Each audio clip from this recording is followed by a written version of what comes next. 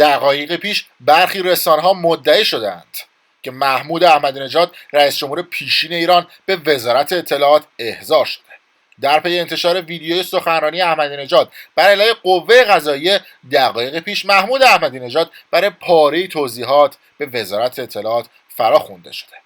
احمدی نژاد شب گذشته در پیام ویدیویی به شدت به قوه قضاییه تاخت و اتهامات سنگینی به دستگاه قضایی وارد نمود.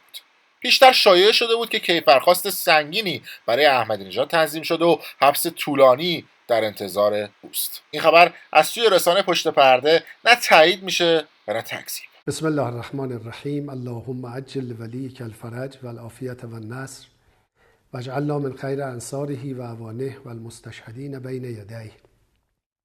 سلام و درود خداوند بر ملت بزرگ ایران و همه موحدان، آزادیخواهان و عدالت طلبان جهان. متاسفم که یه بار دیگه باید درباره دستگاه قضایی با مردم عزیز صحبت کنم.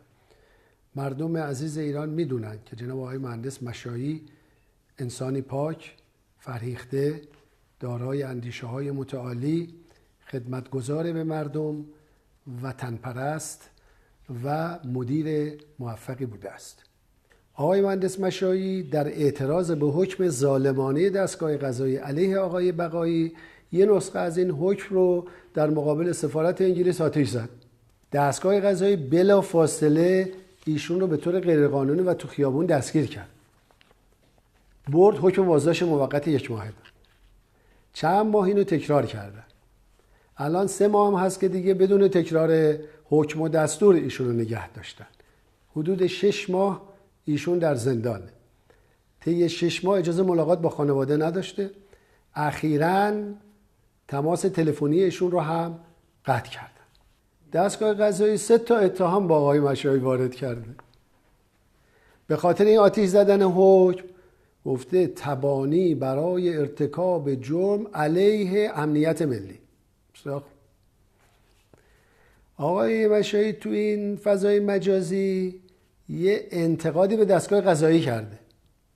این رو هم گرفتن تبلیغ علیه نظام. 2 تاش. آقای مشایی یه انتقادی و اعتراضی کرده بود به حکم 2 تا قاضی که اونو ظالمانه میدونست. دارم توهین به قضات. 3 تا اتهام. در طول این 6 ماه دستگاه قضایی بیش از 12 مورد تخلف آشکار از قانون داشته. نحوه دستگیری ایشون، بازداشت ایشون، تمدید بازداشت، با لباس زندانی آوردن، عدم ابلاغ کیفرخواست، عدم دادن مهلت به ایشون برای مطالعه کیفرخواست، حتی ملاقات با موکلی، زندانی با دستبند آوردن دادگاه، با لباس زندانی آوردن دادگاه. بعد هم اتهام زدن که ایشون می‌خواست دادگاه رو مختل بکنه، خواستن شخصیتشون رو تخریب بکنن. اینا تخلفات آشکار دستگاه قضایی است و دروغ‌هایی که دستگاه قضایی توی این مدت گفت. به دروغ گفتن که دادگاه علنی است. خب نبود. دن وکلا حضور دارن، نداشتن. دن کیفرخواست رو دادیم، نداده بودن. اجازه ملاقات دادیم، نداده بودن. خب هم دروغ هم تخلف. خب معلومه با این دروغ‌ها و تخلف‌ها چه حکمی قرار صادر بشه. قانون حق مردمه، برای تأمین حقوق مردمه، نه اختیارات دستگاه قضایی، نه برای تحمیل به مردم یا خارج کردن مخالفین و حذف اونها از صحنه سیاسی. اگر میگن که کیفرخواست رو 1 هفته قبل حداقل باید بدید، این حق متهمه. نه اینکه حالا قاضی میگه من دلم نمیخواد بدم. بسیار خوب. یا خب با ملاقات باید بتونه با وکلا بکنه، اینم نمیخوام بدم. بسیار خوب. ایشون باید بتونه بره این حرفایی که زدید اسناد جمع بکنه، با افراد گوناگون صحبت کنه. اصلا برای چی نگرش داشتید؟ برای چی زندانیه؟ میگن من دلم میخواد زندانی کنم. بسیار خوب. خب با این رفتار انتظار چیه؟ معلومه یه حکمی صادر شده، قراره یه نمایشی به عنوان دادگاه برگزار بشه. خب آقای مهندس مشایی انسان هوشمندیه، اینو متوجه شده و حاضر نیست بخشی از این نمایش بشه. خودش هم اینو اعلام کرده. تمام اتهامات واهی که بهشون زدن و همین حرفایی که آقای قاضی برای توجیه حکمی که خواهد داد یه مش حرفایی زد، اسم افرادی رو برد در جلسه و اجازه داد که رسانه‌های وابسته اینو منتشر بکنن. همه اینو نشون میده که اصلا موضوع سیاسیه. وقتی موضوع سیاسیه، طبق قوانین جمهوری اسلامی باید در دادگاه سیاسی با حضور هیئت منصفه برگزار بشه و رسیدگی بشه. نه اینکه یه مارک امنیتی بهش بزنن، ببرن دادگاه غیرعلنی، یه مش آدم بیچاره هم بیارن اونجا بشونن، کارکنان امنیتی رو، بعداً بگن که علنی بوده. هر جاشم خودشون میخواد منتشر کنن. اگر واقعا علنی همشو منتشر کنید، دادگاه واقعی برگزار کنید، ایشون هم شرکت میکنه، قانون رو رعایت کنید، ایشون هم شرکت کنه، پاسخ بده، مردم هم بشنون. آقای قاضی مطالبی رو منتشر میکنه که اصلا جزء اتهامات نیست. خود این کار جرمه.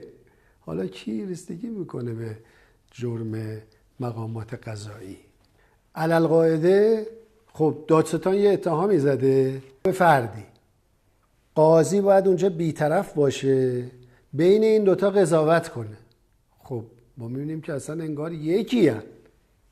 قاضی در این جلسه بیشتر در نقش یک بازجو ظاهر شد تا در نقش یک قاضی. دستگاه قضایی خودش اتهام میزنه، خودش هم رسیدگی میکنه، خودش هم اطلاع رسانی میکنه، بعدم قهرمان پیروزه. ماشاءالله. خسته نباشید.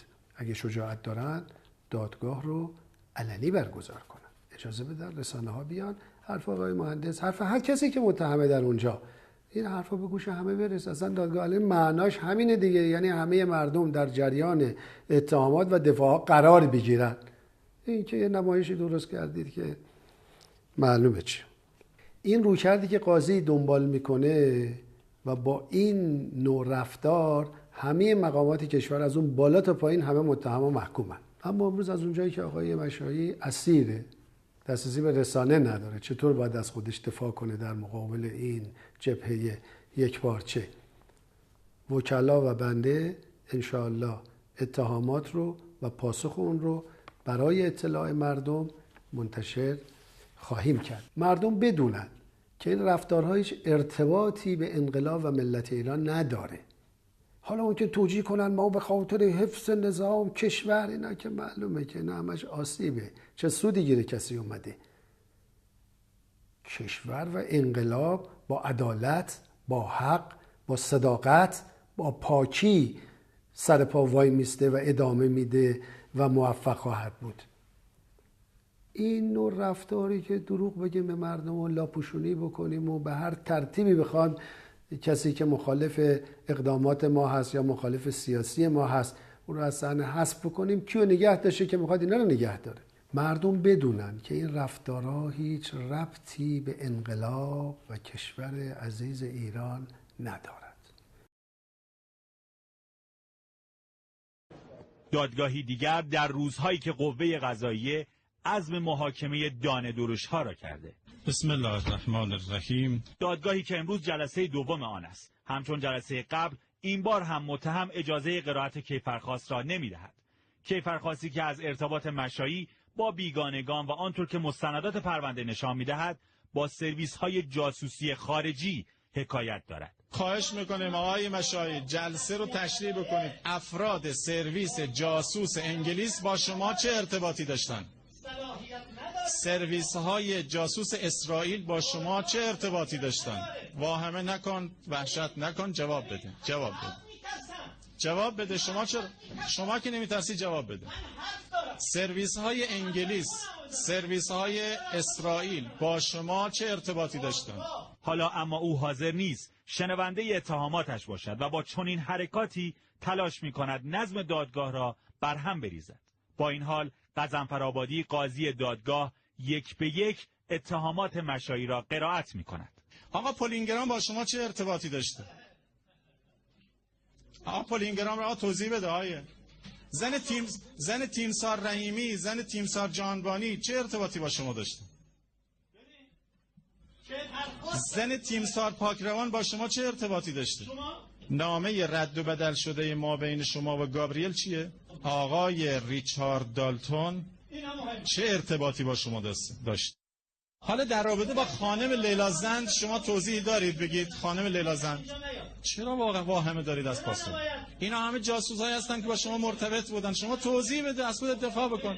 لیلا زند چه ارتباطی با اسرائیل داشت؟ اسفندیار رحیم مشایی بار دیگر ادعای عدم رؤیت کیفرخواست و نداشتن وکیل را مطرح می‌کند. ادعایی که رئیس دادگاه آن را رد و اعلام می‌کند کیفرخواست به متهم ابلاغ شده، اما خود متهم از پذیرش آن خودداری کرد. به گفته قاضی غضنفرآبادی، متهم حتی با وکلای قبلی خود که آنها را عزل کرده بود ملاقات کرده، اما حاضر نشده وکالتنامه آنها را امضا کند. در پایان متهم حتی درخواست رئیس دادگاه را هم برای تقاضای مهلت بی پاسخ گذاشت و از انجام آخرین دفاع هم خودداری کرد. آقای مشایی وقت میخواید یا نمیخواید؟ ما دیگه نیازی به ادامه جلسه دادگاه نمیبینیم. دادگاه ختم رسیدگی رو اعلام و منتظر باشن که رأی دادگاه صادر خواهد شد. و السلام علیکم و رحمت الله. به گفته رئیس دادگاه با توجه به عدم انجام دفاعیات از سوی متهم، حکم دادگاه در موعد قانونی صادر می شود. یکی از دوستان نوشتن در رابطه با صحبتایی که آقای مصلحی فرمودن توضیح بدید، یه نکته‌ای بفرمایید. حالا چون خیلی اصرار داشتم من اشاره میکنم.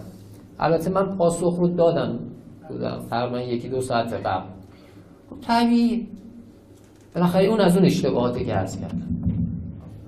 یه شخصی رو اشتباهاً جایی گذاشته میشه، بعد از این مدت میبینن توان نداره ورش میدارن.